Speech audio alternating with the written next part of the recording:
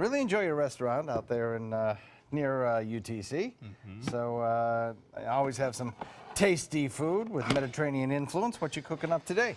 So today I got a shrimp with an Orzo risotto. So the risotto is going to be made with Orzo. Normally you would make that with arborio rice. So the process here is similar to like a paella or like a risotto, but it's going to be cut down short so people at home can make it faster, quicker. Shouldn't take more than 20 minutes to make this dish. Great. And Orzo, not a rice. No, Orzo is a pasta.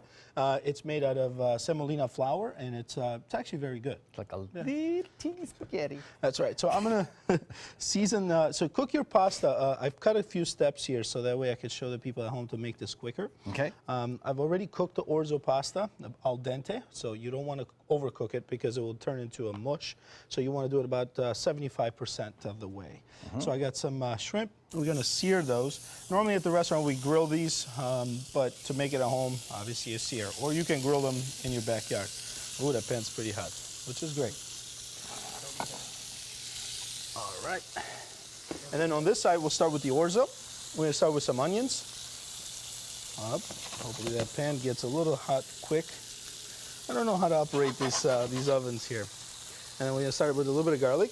They're not exactly like your commercial ovens in the restaurant. No, they're not. They're more of a home version. But so we want to sweat this for about a minute or so. And by sweating, you mean use a lower heat. Lower you don't heat. Want to You brown don't want to burn them, yeah, because if you burn them, they'll start tasting bitter. Okay. And we'll start add the tomatoes to it.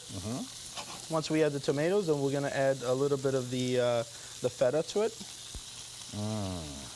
Not too much, and notice we're not going to season this at all because the feta is salty, so we'll get that salt coming from the feta.